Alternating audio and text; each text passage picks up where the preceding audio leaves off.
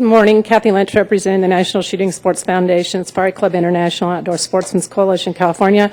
I, too, want to commend the staff and this conversation at the Commission today. This is really important work, and I'm very appreciative of the staff doing this work, and I assume this is going to be kind of a living document and changes can be made consistently. This is exactly the process that I believe the WRC needs to engage in on the front end so that they can have a cohesive work plan that follows that.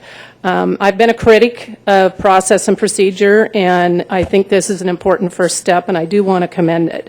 As it relates to the Bagley-Keene, we have asked, I know the department, the director specifically in this commission, to find a way to broadcast the WRC, especially as you are attempting to enter into the predator management work group, so that if it really is, it's one thing to say Bagley-Keene, it's another to provide that process to the public, so you really need to take care of that funding issue. It's not that expensive, and it feels like you need that for transparency.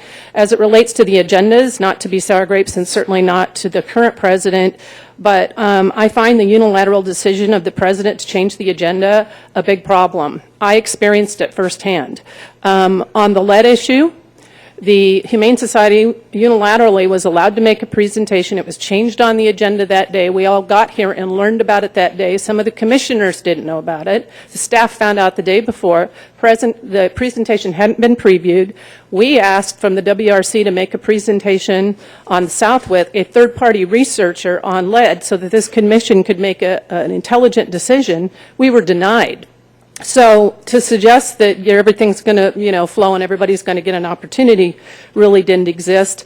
And then lastly, I would ask that this commission have, again, the conflict of interest issue is a very important issue for your credibility. And at every commission meeting at the front end, there should be a conflict of interest statement read, and any commissioner should have the opportunity to point out whether they have a conflict that day or not. Thank you.